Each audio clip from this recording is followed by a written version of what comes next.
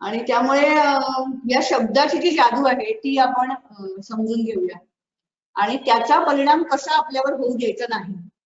We should not get affected by the word exam. एक खूप छान स्टोरी मी वाचली होती. पेले हा जो स्पोर्ट्स पर्सन आहे त्याचा काहीतरी 1000 गोल का असं काहीतरी एक आम्हाला 12वीत असताना एक लेसन होतं, मी शिकवत होते. आणि मग त्यांनी ते सगळ्या ह्याच्यामध्ये असं म्हटलंय की सगळ्या गोल सारखा हा एक गोल आहे, फक्त तो एक 1000वा आहे किंवा 100वा आहे किंवा 500वा आहे म्हणून त्याला लोकांच्या दृष्टीने महत्व आहे, पण माझ्यासाठी ती इतर सगळ्या गोल सारखा हा एक गोल आहे. तर आपण जसे रेग्युलरली अभ्यास करतो, प्रश्नोत्तर लिहितो, क्वेश्चन आन्सर सबमिट करतो, फक्त ते थोडं ऍटमॉस्फिअर असतं त्याचा परिणाम मुलांच्यावर होतो. आपण आता स्ट्रेस फ्री एक्झामिनेशन म्हणतोय. आत्ताची परिस्थिती अशी आहे की फक्त परीक्षेचं नाही तर शाळांचं सुद्धा टेन्शन आलेलं आहे आणि मुलांना तर आलंय की नाही मला माहित नाही, पण पालकांना तर खूपच आहे. कारण फिजिकली शाळा चालू नाहीये, शिक्षकांशी डायरेक्ट कॉन्टॅक्ट नाहीये, मुलांचा संपर्क नाहीये, जे रुटीन असतं ते पूर्ण डिस्टर्ब झालेलं आहे. मुलं सकाळी वेळेच्या रेग्युलर वेळेला उठायची, क्लासला जायची किंवा शाळेत जायची, शाळेतून आल्यावर एक रुटीन होतं, मग ती ट्युशनला जायची किंवा अभ्यास करायची, मग रेग्युलर खेळायला जायची किंवा जे काही त्यांच्या ऍक्टिव्हिटीज होत्या त्या सगळ्याच डिस्टर्ब झाल्यामुळे एक प्रकारचं अनिश्चितता, there's an indefiniteness or there's some uncertainty around, and basically this uncertainty has created a kind of stress. It is probably a fear of unknown, what will happen tomorrow. म्हणजे आता 1 मार्च, आता आज लॉकडाऊनचा उद्या शेवटचा दिवस, पुण्यात एक आठवडा लॉकडाऊन म्हणजे काय की शाळा आणि कॉलेजेस बंद. आता आम्ही as a principal of school there is a question mark की सोमवारी काय होणार, आम्ही मुलांना बोलवू शकणार आहे नाही बोलवू शकणार आहे, परत शाळा होणार आहे, 10वी 12वीच्या मुलांचं काय करायचं, प्री बोर्ड घ्यायची, प्रॅक्टिकल्स घ्यायची, काय करायचं काहीच नाही. Now everybody is in the dilemma and this uncertainty presently creates a stress. Examination हा एक स्ट्रेस तर रेग्युलरली आहे, म्हणजे रुटीन असलं तरी सुद्धा एक्झामिनेशनचा स्ट्रेस असतोच, पण आता कोविड परिस्थितीमुळे सुद्धा तो जास्त झालेला आहे. तर आता प्रत्येक परिस्थितीचा स्ट्रेस जर असा यायला लागला तर हे नक्की त्याच्यातनं सोल्युशन काय, त्यातनं कसं बाहेर पडायचं. तर we will just look at some important factors. आणि हे सगळं करताना ना मला असं वाटतं, I have a suggestion, whenever I'm saying something, try to look at your own self from the third person's point of view. म्हणजे मी जर काही असं म्हटलं की अभ्यास होत नाही, सारखं खिडकीच्या बाहेर लक्ष जातं, तर आपण स्वतःचा विचार न करता आपण एखादी व्यक्ती अशी बघतोय की जी खिडकीच्या शेजारी बसली अभ्यासाला, पण पुस्तकात न बघता ती खिडकीच्या बाहेर बघते, असं स्वतःला एक थर्ड पर्सन पॉइंट ऑफ व्ह्यूनी जर या सगळ्या गोष्टीकडे बघितलं तर कदाचित यातनं बाहेर पडायला किंवा ही परिस्थिती कंट्रोल मध्ये आणायला तुम्हाला खूप मदत होईल. आणि स्ट्रेस आला, मला स्ट्रेस आला, स्ट्रेस स्ट्रेस स्ट्रेस हा शब्द वापरून वापरून इतका झिजलाय असं मला वाटतं आता. पण आपल्या सगळ्यांना it is necessary to know what actually is this stress. What is actually stress? What does stress actually mean? What does stress have to do with a person? Is it something that is intangible? It is something that we can't feel. Something it is there but we don't know. It's a state of psychological or a physiological imbalance resulting from the disparity between situational demand and the individual's demand and or motivation to meet those demands. So basically it is the demand, either मला स्वतःला असं असतं की I want to perform, मला फुल marks या टेस्टला मिळालेच पाहिजेत, मागच्या टेस्टला माझा 1 मार्क त्या मॅथ्स मध्ये एका सममुळे गेला होता, काही झालं तरी यावेळेला मिळालेच पाहिजे, ही माझी स्वतःची माझ्याकडनं असलेली अपेक्षा आहे. This is my own expectation from myself. Okay, now उद्या परीक्षा आहे, आज ऑनलाईन क्लासेस झाले नाही, टीचरशी कॉन्टॅक्ट झाला नाही, मला 2-3 डाऊट्स आहेत ते सॉल्व्ह झाले नाही, आता उद्या परीक्षेत हेच सम झाले तर काय करणार, मी काय होणार, म्हणजे चुकले तर काय परत मिळाले मार्क जाणार. तर this is something you feel की you are not able to meet the demands of the expectation, you are not able to meet the expectations which you have from yourself, आणि at times you feel situation is beyond your control, आणि that is how the stress. This is a psychological, this is a mental stress. इथे उजवीकडे एक picture आहे, त्याच्यामध्ये physical stress आहे की आपल्या कपॅसिटीपेक्षा जास्त वजन आपण उचललं की तो स्ट्रेस होतो. म्हणजे आपल्या कपॅसिटीपेक्षा जास्त आपण स्वतःकडनं अपेक्षा ठेवल्या, आपल्या परिस्थितीपेक्षा जास्त, इव्हन कपॅसिटी सुद्धा नाही, म्हणजे आपल्या परिस्थितीपेक्षा जास्त अपेक्षा ठेवल्या. ठीक आहे, मागच्या वेळेला मला जे मिळालंय त्याच्यापेक्षा बेटर, तेवढेच तरी राहायला पाहिजे, मात्र त्याच्यापेक्षा कमी व्हायला. त्यामुळे आपली स्वतःची आपल्याकडनं असलेली अपेक्षा, स्टुडंट्स असतील आत्ताचे प्रेझेंट तर आपल्या पेरेंट्सच्या आपल्याकडनं असलेली अपेक्षा, the expectations that the parents have from their own children. Your teachers have certain expectations. Sometimes your teachers say, "You have got such nice marks. I didn't expect it." Or at times it happens ki, "Arey, तुला तो चांगले marks मिळाले. You must have really studied." This definitely creates a kind of positive or negative stress on us. So basically, it is the demand of the situation. It is the demand of an individual. It's a demand of the people who are around us. And it is the situation which probably is incapable, the situation which probably is not favorable for us to fulfill those demands. And then you feel that there is a situation of stress. So what are the things involved in this stressful situation? Basically, there is a situation is demanding something. So can you change the situation? पहिल्या गोष्ट stress manage करताना किंवा stress मधून बाहेर पडताना की उद्या परीक्षा आहे, मला मॅथ्सचा पेपर आहे आणि मला मॅथ्स येत नाही, परीक्षेला बसायचं नाही, ही सिच्युएशन मी चेंज करू शकते का? नाही करू शकते. हा, क्लासची परीक्षा आहे तर तुम्ही एक्सक्युजेस बनवू शकता, कुठेतरी टेस्ट सिरीजची परीक्षा आहे तुम्ही एक्सक्युजेस बनवू शकता. बरेच वेळा तुम्ही स्टुडंट्स आई वडिलांना पण काहीतरी कारण सांगता, हे झालं नाही, ते झालं नाही, असं झालं तसं झालं, खूप स्टोरी बनवता आणि कुठेतरी ती कदाचित एक्झाम तुम्ही एस्केप करू शकता. पण शाळेची परीक्षा आहे, बोर्डाची परीक्षा आहे, प्रिलिम परीक्षा आहे किंवा अशी परीक्षा आहे ज्याचे मार्क काउंट होणार आहे, अशी परीक्षा आहे जिथे तुम्ही सिच्युएशन बदलू शकत नाही. सो फर्स्ट ऑफ ऑल आपल्याला जी परिस्थिती आहे त्याचा अभ्यास केला पाहिजे, त्याचा विचार केला पाहिजे की can the situation change or do I have to change, what needs change. दुसरा आहे ह्या परिस्थितीमध्ये, स्ट्रेसफुल परिस्थितीमध्ये एक असतो पॉझिटिव्ह स्ट्रेस. जसं मी मगाशी म्हणलं की एकच मार्क माझा मॅथ्स टेस्टला गेला होता, ह्या वर्षी आत्ताच्या परीक्षेला मला पूर्ण मार्क मिळवायचे, हा पॉझिटिव्ह स्ट्रेस आहे, हा निगेटिव्ह स्ट्रेस नाही. नेगेटिव्ह स्ट्रेस आपल्या फेल्युअर मध्ये की ज्या मुलांना परफॉर्म करता आलेलं नाही, ज्या मुलांना मार्क मिळालेले नाही, तर ह्यावेळेला पण मी फेल झाले तर, मागच्या अगदी 1 मार्काने पास झाले, आता यावेळेला पण मी फेल झाले तर, what if I don't remember the answers, what if I fail. This is a negative stress. कुठल्याही प्रकारचा स्ट्रेस असला तरी तो सिच्युएशन मध्ये परफॉर्म करण्यासाठी चांगला नसतोच.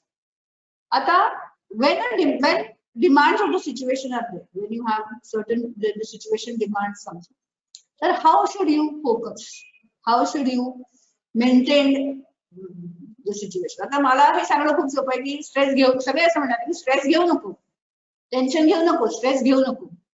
पण व्हॉट डज दॅट मीन? घेऊ नको म्हणजे काय करू? आणि स्ट्रेस घेऊ नको म्हणजे काय? स्ट्रेस येतोच, तो काय घ्यायचा नसतो, तो आपोआप येतोच.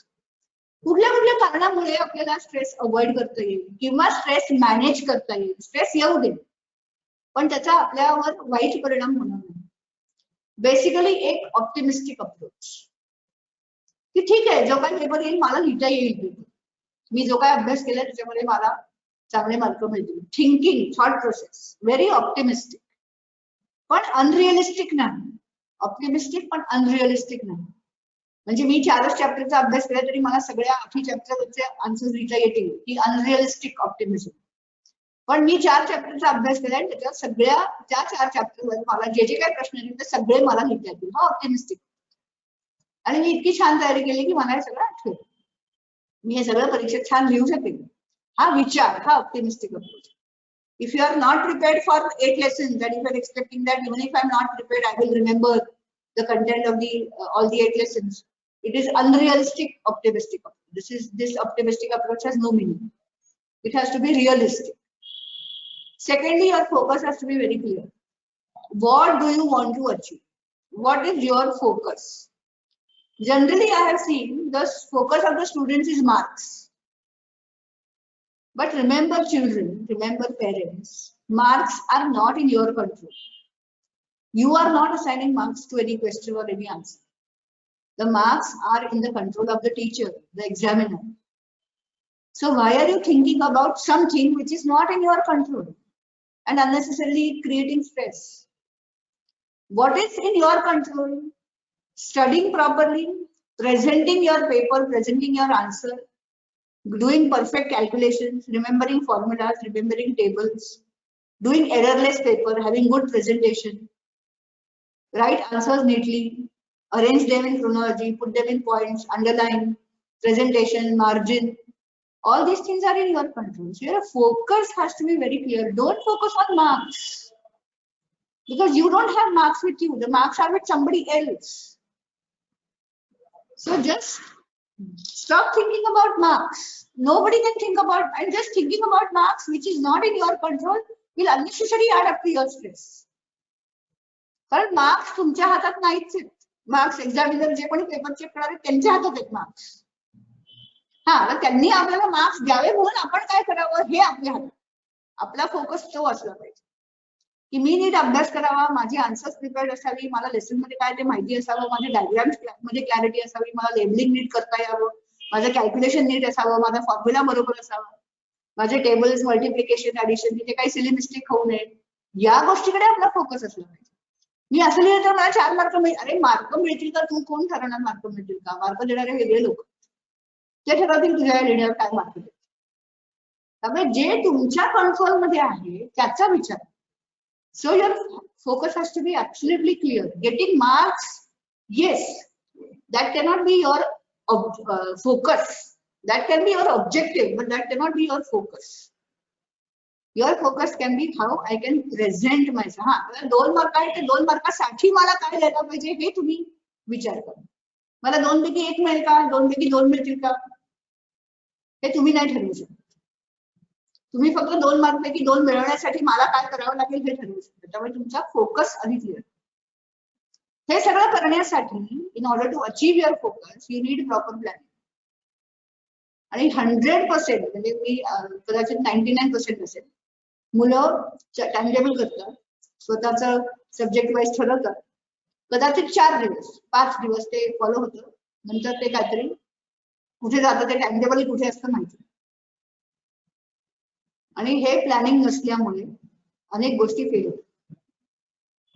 जर तुम्ही ठरवलंय की रोज 1 तास, मग रोज 1 तास मॅथ्स, 1 तास सायन्स, 1 तास काय फिजिक्स, 1 तास chemistry, 1 hour of paper solving, 1 hour of revision, 1 hour of self study, जे काही तुमचं प्लॅनिंग असेल. आणि when I say planning, it is not only about studies, it is about all the activities that you are doing in the day. I have seen students 1-2 hours of math study, half an hour of break. The 2 hours of math study may not happen meticulously, but half an hour break तो व्हायलाच पाहिजे. 2 तास अभ्यास केलेला plan नाही झाला तरी चालेल, पण हाफ एन आवरचा ब्रेक मात्र. आता माझा ब्रेक नाही. अरे पण जेव्हा अभ्यासाचा टाइम होता तेव्हा अभ्यास केला का? सो आणि प्लॅनिंग टू युअर सेल्फ आणि be honest to yourself. आपण दुसऱ्या कोणासाठीच करत नाही. जे काही चाललंय students, this is only for yourself. So you are not doing it for anybody else, this is you are doing only for yourself. त्यामुळे तुमच्यासाठी प्लॅनिंग प्रॉपर आणि ते implement.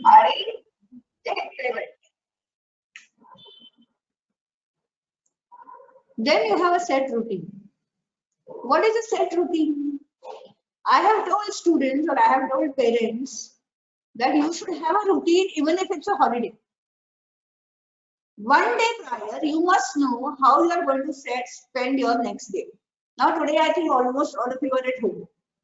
Maybe you have your test series, maybe you have your exams, maybe your online classes, but there is a timetable. आता 9 वाजता class आहे तर मी 8 वाजता उठणार, रेडी होणार आणि 9 ला क्लासला बसणार. It is fine. By routine I don't mean that you have to get up at 5 o'clock. It is fine. But after you finish your class, what you are going to do next has to be planned one day in advance at least. जेव्हा परीक्षा सगळ्यांची संपते मुलांची आणि सुट्टी लागते, I tell the parents that even if it's a holiday, you have to have a routine. तुम्ही 10 वाजता उठा सकाळी, no problem. पण 10 वाजता उठल्यावर पुढे काय करणार याचा फिक्स टायमिंग पाहिजे.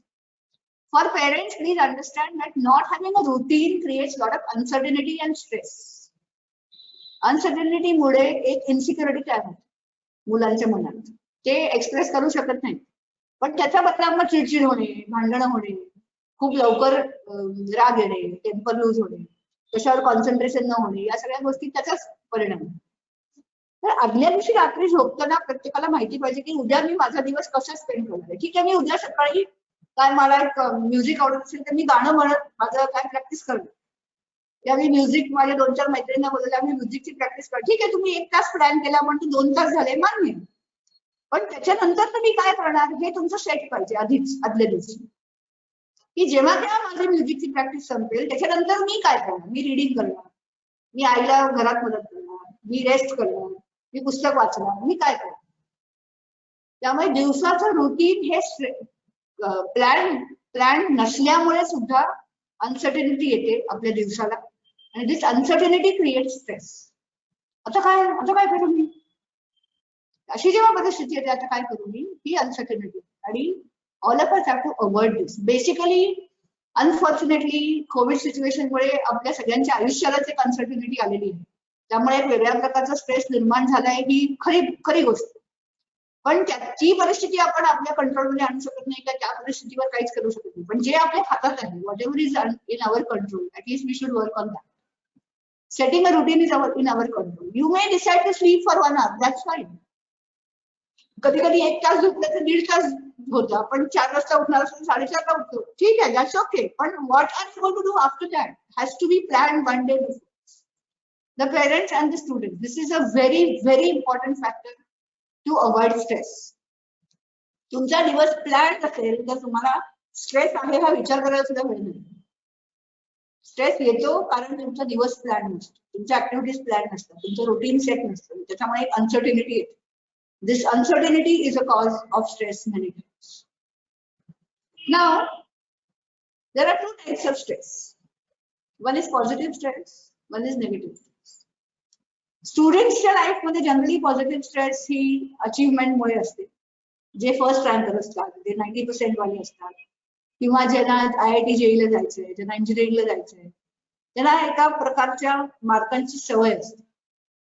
90 तर म्हणजे आय एम वर्किंग फॉर, मी कुठल्या मार्कांसाठी अभ्यास करतोय, 95 ते 98 कसे होतील याच्यासाठी मी अभ्यास करतो. 95 इज अचीव्ड, जेवढे तुम्हाला मिळणार आहेत तेवढा माझा अभ्यास पण झाला. त्यामुळे हे जे टार्गेट आहे त्या अचीव्ह करण्यासाठीचा जो स्ट्रेस होता तो पॉझिटिव्ह स्ट्रेस, कारण तो तुम्हाला त्याचा इफेक्ट तुमच्या बॉडीवर किंवा मनावर निगेटिव्ह होतो. तुम्ही मोटिवेटेड असता सगळे आणि पॉझिटिव्हली मोटिवेटेड असता. जेव्हा तुम्ही मोटिवेटेड असता तेव्हा नॅचरली तुमच्या ऍक्टिव्हिटीज प्लॅन असतात. तुम्हाला माहिती असतं की 95 ते 98 करायला मला काय करायला पाहिजे.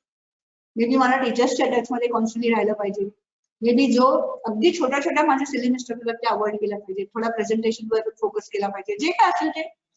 या अचीवमेंटच्या स्ट्रेस, अचीवमेंट करताना जो स्ट्रेस असतो तो पॉझिटिव्ह स्ट्रेस असतो. तो असला तरी काही हरकत नाही, त्याचा काही वाईट परिणाम होत नाही. आणि तो मोटिवेशनचा स्ट्रेस असतो. It is the person is motivated, त्यामुळे it is okay to have that stress to a reasonable amount.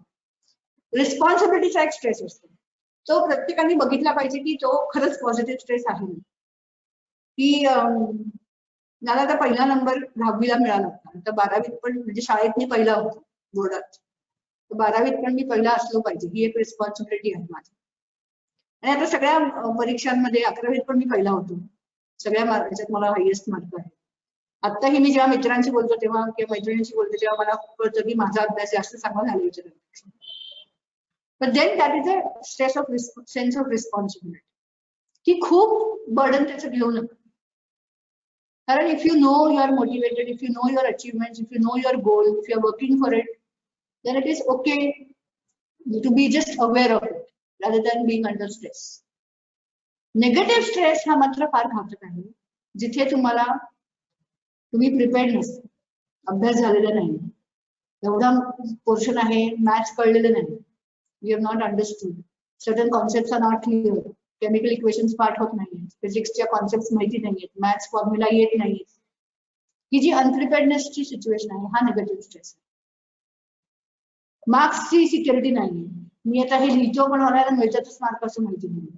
त्यामुळे फेल्युअरची भीती आहे. मी 10वीत कसा बसा 70% मिळाले, 11वीत मी काहीच करू शकलो नाही, 11वीत मला 35% सुद्धा मिळवताना ना, किंवा प्रत्येक स्टुडंटला हे माहिती असतं की आपण आपल्याला आपला परफॉर्मन्स कसं झाला.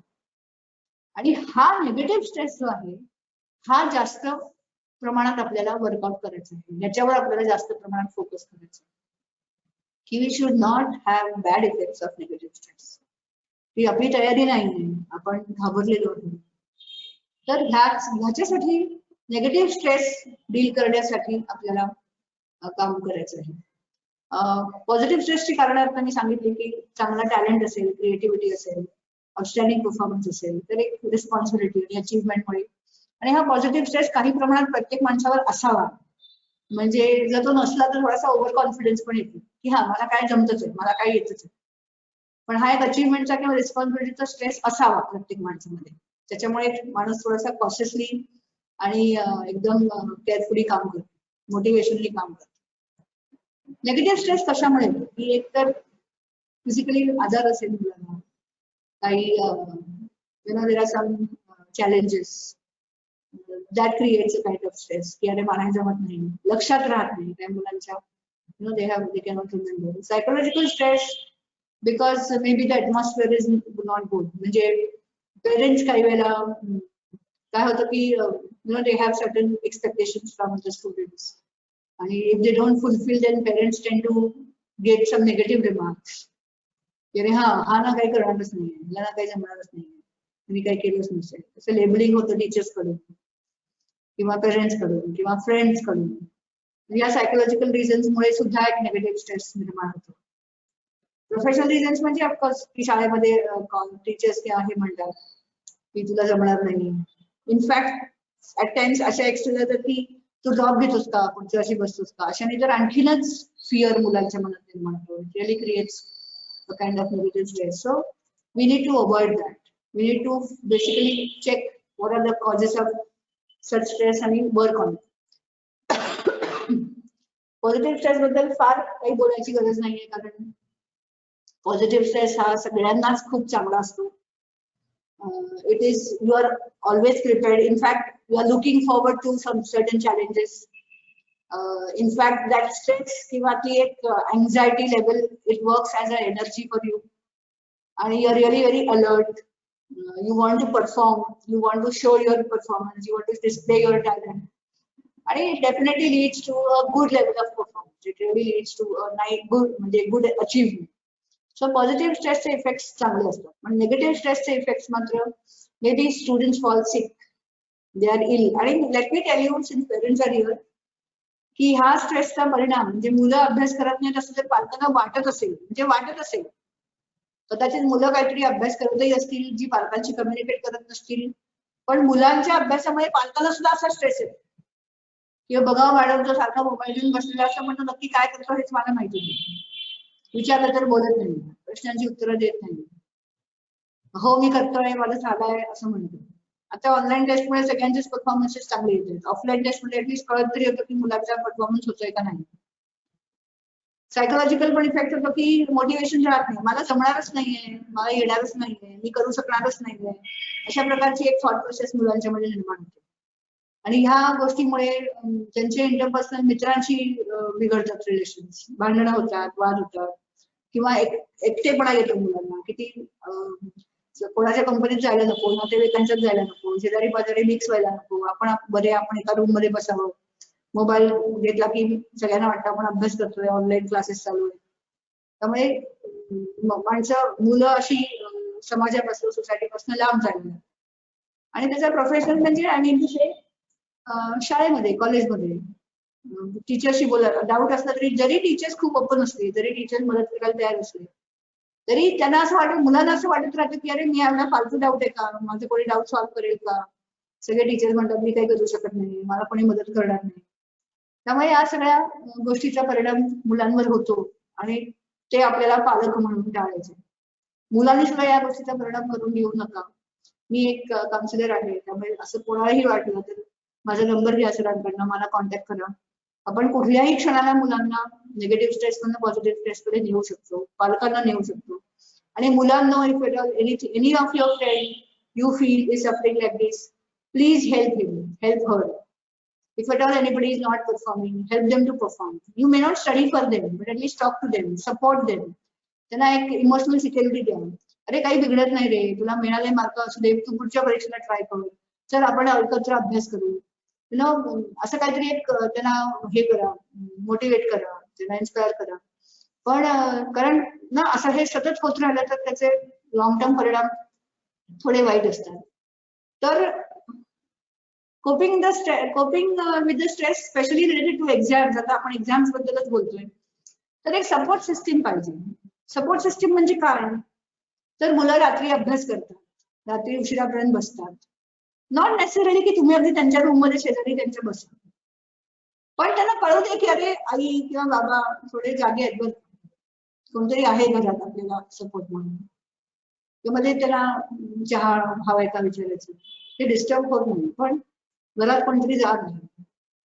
जास्त मुलं रात्री जागली तर पहाटे त्यांना उठू देऊ नका. आणि खरं खरं म्हणजे अशी मुलं आता म्हणतात की आमचा रात्रीच जास्त अभ्यास होतो, पण फिजिकली किंवा तब्येत हेल्थ वाईज खूप रात्री जागरण करून अभ्यास करणं हे खूप ऍडवायजेबल नाही. आणि त्याचे पहाटे उठून जो अभ्यास चांगला होतो तो रात्री जागून खरं म्हणजे होत नाही. म्हणजे आपणही पेरेंट्स जे आहेत त्यांना माहिती असेल की आपणही असंच शिकलोय, म्हणजे की पहाटे जास्त चांगला अभ्यास होतो रात्रीपेक्षा.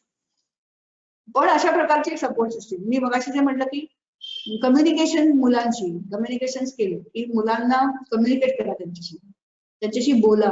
आणि आई वडिलांनी 12वीत मुलगा आहे किंवा 10वीत मुलगा आहे म्हणून त्याच्याशी काय अभ्यासाबद्दलच बोलायचं का नाही, त्याच्याशी वेगळ्या विषयावर बोला ना, त्याला जरा मोकळेपणा तरी मिळू दे. म्हणजे नसेल एखादा मुलगा परफॉर्म करत, नसेल त्याला मार्क मिळतील, पण म्हणून त्याला बाकी आयुष्यातला काहीच त्याच्यासाठी अवेलेबल नाहीये का, म्हणजे त्याला मार्क्स नाही मिळाले म्हणून इझी डिप्राईव्ह ऑफ एव्हरीथिंग एल्स, असं नाहीये ना. टॉक टू हिम, गप्पा मारा, स्पेंड टाइम टुगेदर, बाहेर जा फिरायला एखाद दिवशी, काही बिघडत नाही. आणि कुठेतरी त्याला रिलॅक्स होऊ दे, त्याला तुमच्याशी कम्युनिकेट करण्यासाठी थोडा हे सपोर्ट मिळू दे, थोडं रिलॅक्सेशन होईल. आत्ताच्या काळात कोविडच्या सिच्युएशनमध्ये मुलं जर पूर्ण घरात असतील तर त्यांचा एक्सरसाइज होत नाही, फिजिकल एक्सरसाइज होत नाही, ऍक्टिव्हिटी होत नाही. जर बाहेर जाणं शक्य नसेल तर घरातल्या घरात सगळ्यांनी, म्हणजे इव्हन पेरेंट्स सुद्धा, सूर्यनमस्कार हा बेस्ट व्यायाम आहे, ज्याला फार जागा लागत नाही, ज्यांनी बॉडी पण फ्रेश होते आणि माइंड पण फ्रेश होतो. आणि हा पण अजून एक गोष्ट आहे की ज्याच्यामुळे आपण आपला मेंटल बॅलन्स सांभाळतो. आणि मी आता असं हे खूप पॉझिटिव्ह मेंटल ऍटिट्यूड हे सगळेजण खूपच वापरतात, पण म्हणजे काय, बी पॉझिटिव्ह बी पॉझिटिव्ह बी पॉझिटिव्ह असं म्हणायचं का. तर मी तुम्हाला सांगते की मी जर कोणाला आता मेल्स लिहितो, आम्ही प्रिन्सिपल म्हणून लोकांना मेल, पेरेंट्सना एक सर्क्युलरची मेल, टीचर्सना मेल, आमच्या अथॉरिटीजना मेल, त्या मेलमध्ये सुद्धा मी नॉट असं लिहायचं नाही असा विचार करतो की I am not able to असं म्हणण्यापेक्षा I am unable to. It appears difficult to complete the task. I am not able to पेक्षा it appears difficult to complete the task. म्हणजे आपल्या नॉर्मल स्पीच मधून सुद्धा आपण नॉट हे किती डिलीट करू शकतो हे बघायचं. की आपण नाही, म्हणजे नाही हा शब्द आपल्याला शक्यतो वापरायची गरजच नाही पडली पाहिजे. आणि तो जरी वापरायचा असेल तरी आपण तो पॉझिटिव्हली कसा वापरायचा, इतक्या एक्सटेंट पर्यंत मी स्वतःला ट्रेन केलेलं.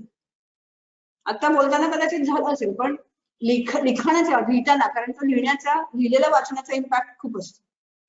जसं मी मुलांना सांगते की आन्सर पेपरवर स्क्रॅच करू नका, कॅन्सलेशन करू नका. कॅन्सलेशन पहिल्या पेपर उघडल्या तुमचे कॅन्सलेशन दिसतात आणि त्याचा एक निगेटिव्ह इम्पॅक्ट होतो एक्झामिनरच्या मनावर.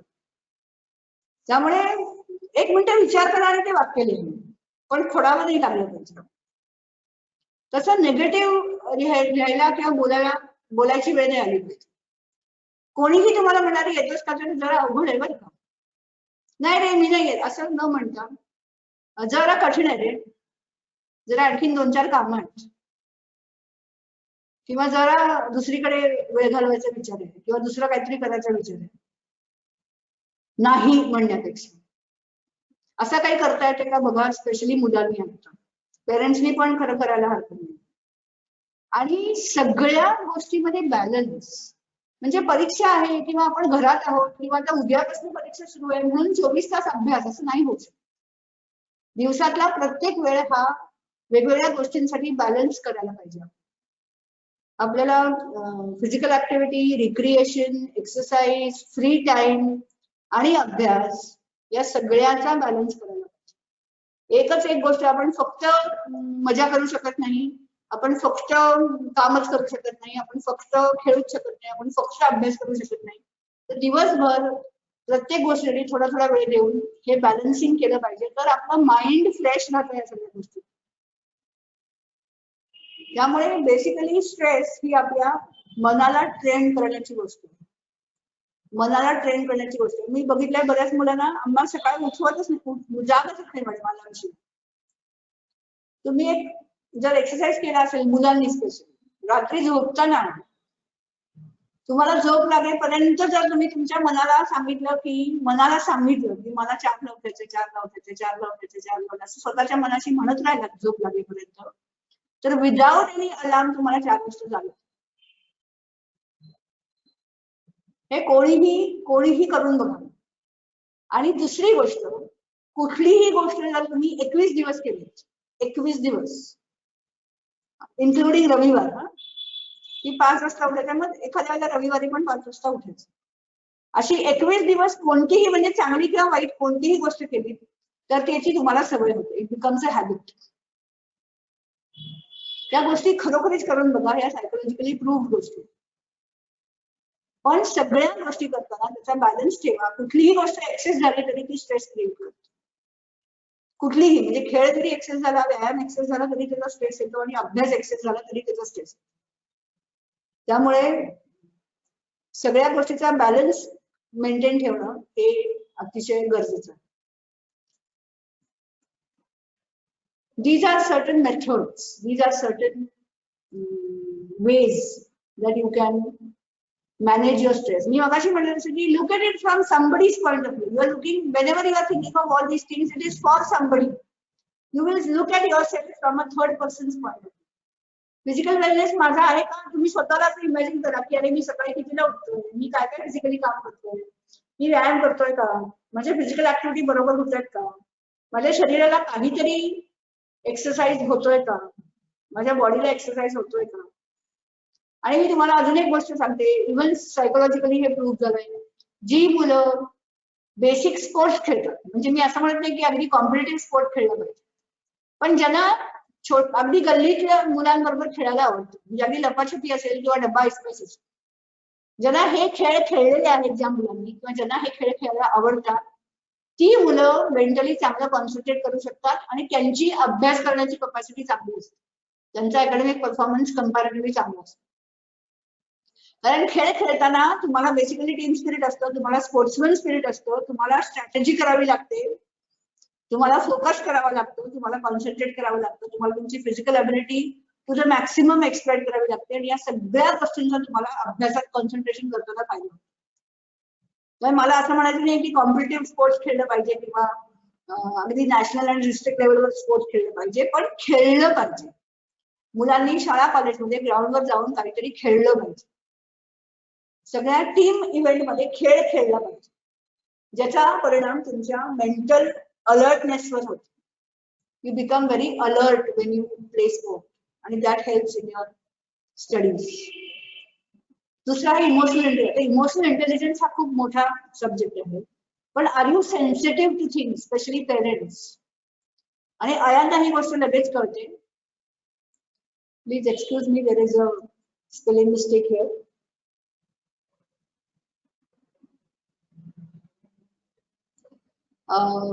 अयांना ही गोष्ट लगेच कळते की you know the son or daughter काहीतरी वेगळं वागतायत, नेहमीपेक्षा कमी जेवतायत, नेहमी माझ्या घरी आल्यानंतर काय काय झालं हे सांगतात पण आज काही बोललं नाही, किंवा काही अशा गोष्टींचं आयांच्या याच्याकडे लक्ष असतं किंवा असायला पाहिजे. आणि ह्या गोष्टी पेरेंट्स पैकी कोणाही म्हणजे आई किंवा वडील कुठल्याही घडलेल्या गोष्टी बोलण्याचा फ्रीडम मुलाला असला पाहिजे. अरे मी ही आयडिया सांगू शकत नाही, किंवा मी हे वडिलांना सांगू शकत नाही, किंवा मी कोणाशीच बोलू शकत नाही. जर अशा काही गोष्टी घडत असतील की ज्याच्यामध्ये ओपन कम्युनिकेशन नसेल, तर त्या गोष्टीमुळे सुद्धा मुलांना स्ट्रेस येतो आणि त्याचा परिणाम त्यांच्या परफॉर्मन्सवर होतो. त्यामुळे त्यांचे इमोशन्स प्रॉपर त्यांना हँडल करता यायला पाहिजे. आता ही 10वी आणि 12वीची मुलं एका वेगळ्या एज मध्ये आहेत, टीन एज मध्ये आहेत, त्यामुळे त्यांना इमोशनली सुद्धा अनेक गोष्टी त्यांच्या आयुष्यात घडत असतात आणि त्याचा सुद्धा परिणाम त्यांच्या अभ्यासावर होत असतो. फक्त अभ्यास म्हणजे अकॅडमिक्स, अभ्यास म्हणजे शाळा, अभ्यास म्हणजे ट्युशन, अभ्यास म्हणजे त्यांची पुस्तकं, अभ्यास म्हणजे सिलेबस नाही.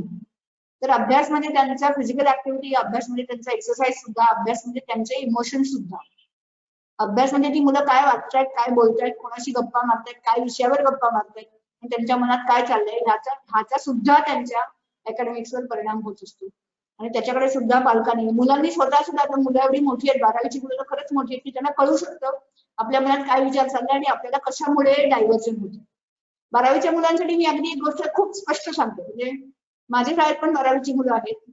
मी त्यांना हे स्पष्ट बोलते त्यांच्याशी, आई वडील प्लीज डोंट माइंड, मुलींना मी विचारते किंवा मुलांना विचारते गर्लफ्रेंड बॉयफ्रेंड आहे का, आणि असलं तर मला काही प्रॉब्लेम नाहीये जोपर्यंत त्याचा परिणाम तुमच्या अभ्यासावर होत नाही तोपर्यंत. जेव्हा त्या गोष्टींचे परिणाम तुमच्या अभ्यासावर व्हायला लागतील, when those things will start affecting your academic performance, it becomes a matter of everybody's concern की का रे काय झालं. So please maintain everything in its own place, especially emotions आणि पेरेंट्स कम्युनिकेशन. मुलं आपल्याशी नीट बोलतायत का, सगळ्या गोष्टी कम्युनिकेट करतायत का, आणि पेरेंट्सनी सुद्धा असं क्वेश्चन आन्सर सेशन सारखं मुलांशी बोलू नका की एक प्रश्न विचारला मुलांनी उत्तर दिलं, दुसरा प्रश्न विचारला उत्तर दिलं, असं इंटरॉगेशन सारखं प्लीज मुलांशी बोलू नका. मुलांशी संवाद साधा, संवाद, प्रश्नोत्तर नको आहेत आपल्याला संवाद हवा. थोडस त्यांना तुमच्या राग आला तर थोडा ऍक्सेप्ट करा ना कदाचित, आणि पेरेंट्स आहोत म्हणून आपण कायम बरोबरच आहोत असं काही नाही. कदाचित आपली काहीतरी चूक, फक्त मुलांनी ती चूक दाखवण्याची एक पद्धत आपण त्यांना शिकवूया. तर ते पण एक होताना बघायला हरकत नाही, कारण या सगळ्या गोष्टींमुळे मुलांना स्ट्रेस येतो. या सगळ्या गोष्टींमुळे स्ट्रेस निर्माण होतो, तसं होणार नाही याची आपण सगळ्यांनी काळजी घेऊया. आणि ही सर्वात आता शेवटची आणि मुलांसाठी महत्वाची गोष्ट, प्रायोरिटाइज अँड ऑर्गनाइज. मग मी आधीच तुम्हाला सांगितलं प्लॅनिंग. पहिलं महत्वाचं काय आहे, प्रायोरिटाइज. मला आता 4 गोष्टी करायच्या आहेत. आज मला फिजिक्सचा एक्सरसाइज कम्प्लीट करायचा आहे, केमिस्ट्रीचे फॉर्म्युलाज लर्न करायचे आहेत, मॅथ्सची पण असाइनमेंट करायची आहे, आणि इंग्लिशचे ग्रामर प्रॅक्टिस करायची. चारीपैकी सर्वात पहिल्यांदा मी काय केलं पाहिजे, व्हॉट इज माय प्रायोरिटी. आणि स्वतः प्रायोरिटी ठरणार. तर काय होतं, when you are doing your physics, तुम्हाला वाटतं की अरे मॅथ्स राहिलं, मग फिजिक्स अर्धवट बाजूला ठेवायचं, मॅथ्स घ्यायचं. मॅथ्स करता करता अरे ते केमिस्ट्रीचं फॉर्म्युला लर्न करायचं राहील, मग मॅथ्स बाजूला ठेवायचं, केमिस्ट्री घ्यायचं.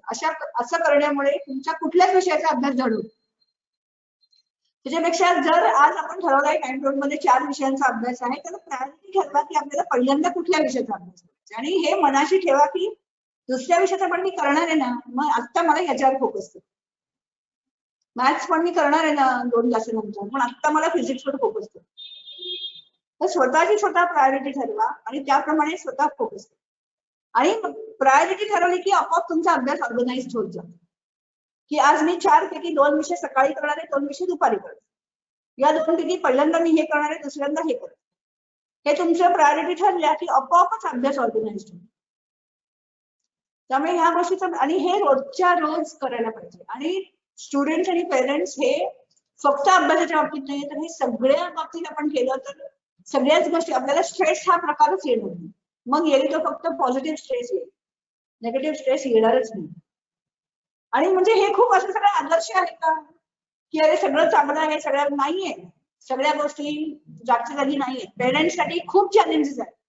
कोविडमुळे चॅलेंजेस आहेत, कोविडमुळे फायनान्शियल चॅलेंजेस आहेत, नोकरीमध्ये चॅलेंजेस आहेत, कदाचित वर्क फ्रॉम होम आहे, कदाचित ब्रेक आहे, कदाचित सॅलरी नाही आहे, अशा अनेक चॅलेंजेस आहेत. पण ह्यासाठी माझा ऍडवाइस आहे कम्युनिकेशन.